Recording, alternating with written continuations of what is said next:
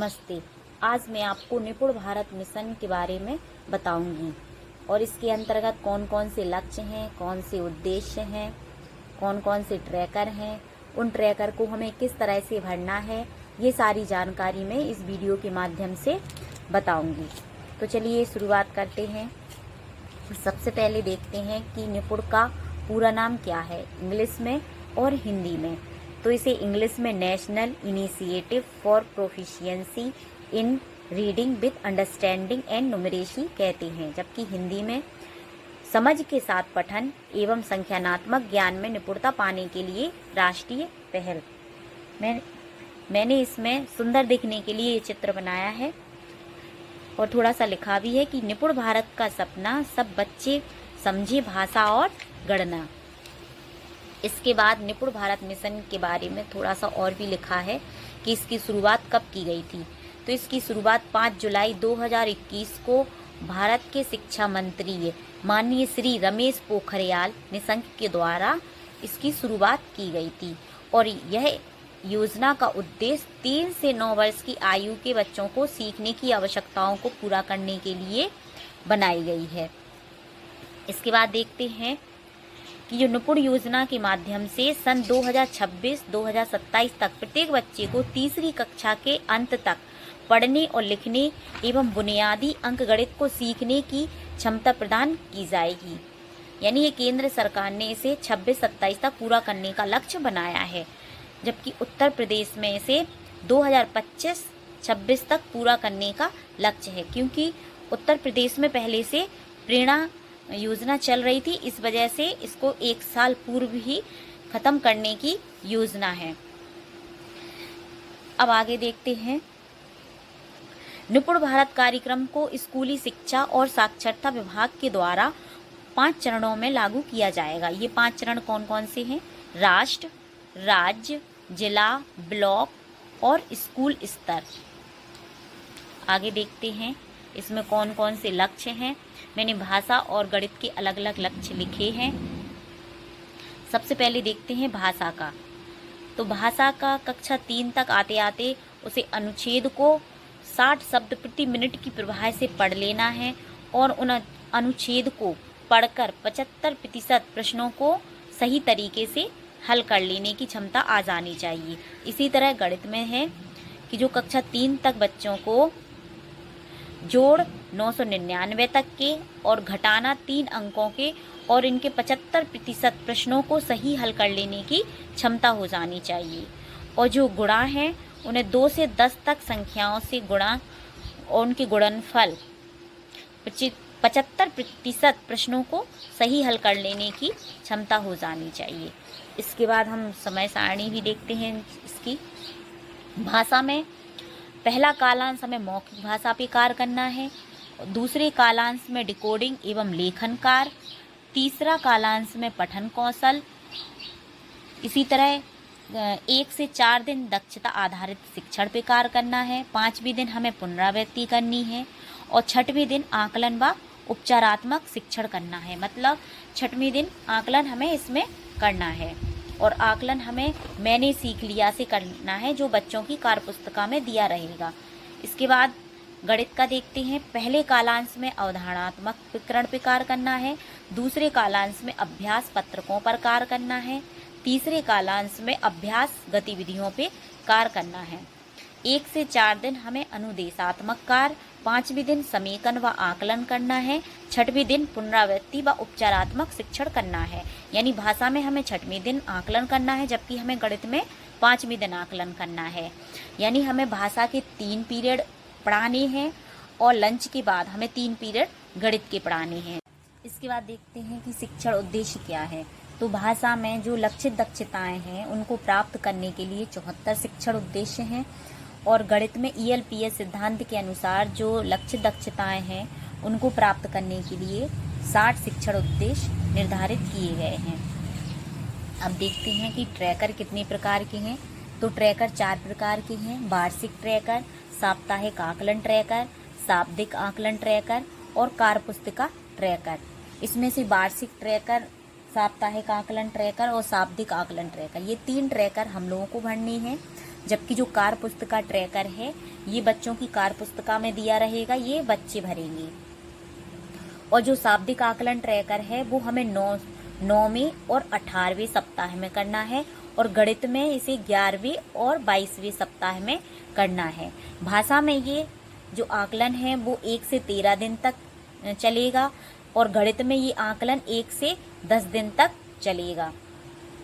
इसके बाद हमें जो ट्रैकर भरने का तरीका है वो किस तरह से है, पहले इसमें समझते हैं, इसके बाद हम लोग ट्रैकर भरेंगे तो उसमें और अच्छे से समझ में आ जाएगा। तो सबसे पहले देखते हैं कि भाषा में हमें 6वें दिन आकलन करना है, जबकि हमें गणित में 5वें दिन आकलन करना है। भाषा में 2nd और 3rd पीरियड में ये आकलन करना है, गणित में ये 3rd पीरियड में आकलन करना है। और ये आकलन हमें जो बच्चों की कार्य पुस्तिका है उसमें मैंने सीख लिया प्रपत्र से ही आकलन करना है। भाषा में ये आकलन मौखिक भाषा और डिकोडिंग के कार्य पर आकलन करना है। तो डिकोडिंग जब हम लोग आकलन करेंगे तो 2 समूह बनाएंगे, उन 2 समूह में जिसके 50% से कम नंबर होंगे, जैसे 10 में से हमने किसी को 4 नंबर दिए तो वो 50% से कम नंबर हुए तो उसे ए समूह में या प्रथम समूह में रखेंगे, और जिसके 50% से ज़्यादा नंबर होंगे उसे द्वितीय समूह में रखेंगे। और हम इसमें जो ट्रैकर भरेंगे और जो समूह ए के बच्चे होंगे उन पर हमें पुनरावृत्ति और उपचारात्मक कार्य करना है। इसी तरह से हम गणित का देखते हैं कि 5वें दिन हमें आकलन करना है, जो कि मैंने सीख लिया प्रपत्र से करेंगे। और इसमें जो जिसके 50% से कम नंबर होंगे, इसमें हमें नंबर नहीं देना है, ग्रेड देना है।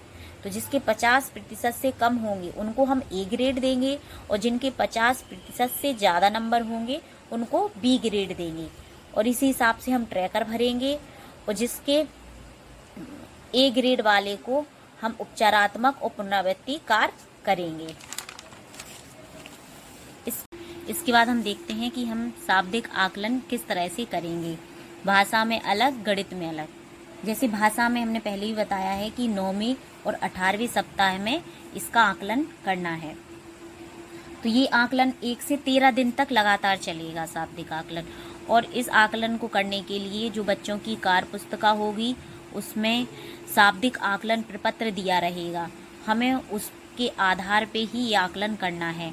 और ये आकलन पहले और दूसरे दिन यानी 2 दिन हमें ये आकलन करना है। इसके बाद हम समूह निर्धारित करेंगे, तीसरे दिन योजना निर्माण करेंगे, और चौथे दिन से लेके 13वें दिन तक हम पुनरावृत्ति और उपचारात्मक कार्य करेंगे।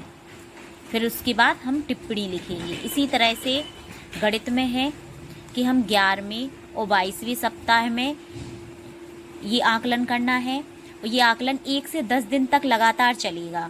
और इसमें 10 प्रपत्र दिए रहेंगे।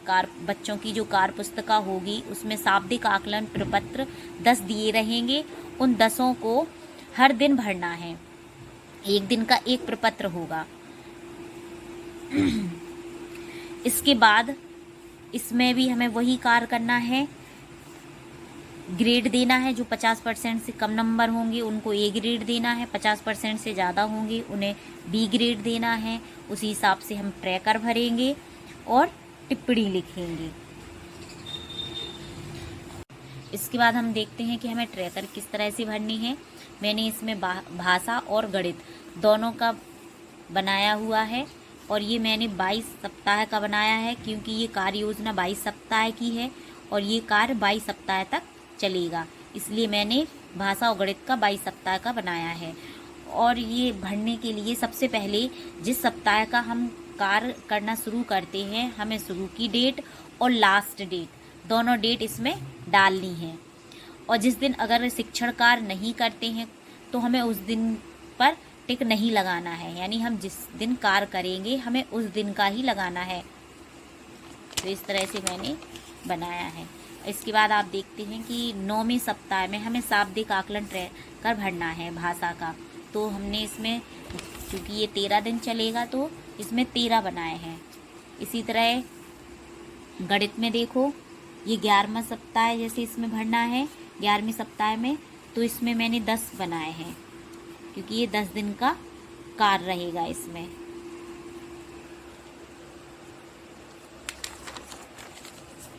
इस तरह से।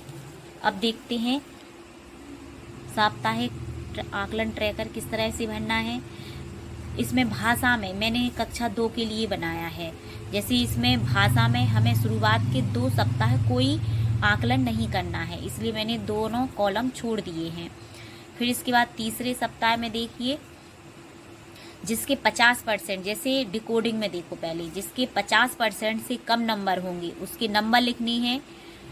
जैसे इसको मैंने 10 में से 6 दिए हैं तो ये 50% से ज़्यादा हैं तो हमने इसमें नंबर लिखे हैं। इसी तरह मौखिक में है, इसके 50% से मैंने ज़्यादा नंबर दिए थे तो इसमें सही का निशान लगाया है। इसी तरह जिसे हमने 50% से कम नंबर दिए, जैसे यहाँ है 4 तो ये 10 में से 4, ये 50% से कम है तो इसलिए इसमें नंबर लिख के इस पर गोला लगाया है। इसी तरह मौखिक में भी मैंने इसे 50% से कम नंबर दिए हैं तो इसलिए इसमें टिक लगाया है इस तरह से। ये साप्ताहिक आकलन ट्रैकर है। ये इस तरह से हमें 8 हफ्ते तक कार्य करना है और जब 9वें सप्ताह में हमें शाब्दिक आकलन ट्रैकर भरना है। ये शाब्दिक आकलन ट्रैकर जो बच्चों की कार्य पुस्तिका में शाब्दिक आकलन प्रपत्र रहेगा, हमें उस पर कार्य करना है। इसमें भी हमें उसी तरह से भरना है और ये हमें शुरुआत के 2 दिन इस पर कार्य करना है। यानी हमें 13 दिन में 2 दिन हमें शाब्दिक आकलन पे कार्य करना है। इसके बाद हम 2 समूह बनाएंगे, प्रथम समूह और द्वितीय समूह। जो प्रथम समूह के बच्चे होंगे उसके लिए हम योजना तैयार करेंगे तीसरे दिन, और चौथे दिन से लेके 13वें दिन तक उपचारात्मक और पुनरावृत्ति कार्य करना है। इसके बाद हम गणित का साप्ताहिक आकलन ट्रैकर देखते हैं। गणित का साप्ताहिक आकलन हमें पहले सप्ताह से ही करना है, जबकि हमें भाषा में तीसरे सप्ताह से इसका आकलन करना है। इसमें आकलन करते वक्त हमें नंबर की जगह ग्रेड देना है। जिस बच्चे के 50% से कम उत्तर होंगे उसको हमें ए ग्रेड देना है, और जिसके 50% से ज़्यादा सही उत्तर होंगे उनको हमें बी ग्रेड देना है। और ये सारा काम हमें 5वें दिन करना है, जबकि हमें भाषा में ये कार्य 6वें दिन करना था। और 6वें दिन हमें इसमें पुनरावृत्ति और रिमेडियल कार्य करना है। इस तरह से हम ये 10 दिन तक करेंगे। और 11वें दिन हमें शाब्दिक आकलन ट्रैकर भरना है। शाब्दिक आकलन ट्रैकर जो बच्चों की कार्य पुस्तिका में शाब्दिक आकलन प्रपत्र रहेंगे, और ये आकलन प्रपत्र 10 रहेंगे और हमें हर दिन का एक प्रपत्र पे कार्य करना है। इसको भी हमें उसी तरह से जिसके 50% से कम नंबर होंगे उन्हें ए ग्रेड देना है, और जिनके 50% से ज़्यादा उत्तर सही होंगे उनको बी ग्रेड देना है। और ये कार्य लगातार 10 दिन तक चलेगा। इस तरह से हमें फिर 12वें सप्ताह से फिर उसी तरह साप्ताहिक आकलन ट्रैकर भरना है। और फिर इस तरह 22 सप्ताह में हमें फिर से साप्ताहिक आकलन ट्रैकर भरना है। इसके आगे का वीडियो भी मैं 1-2 दिन में डाल दूंगी, जिसमें मैं बताऊंगी कि हमें शिक्षण योजना किस तरह से तैयार करनी है।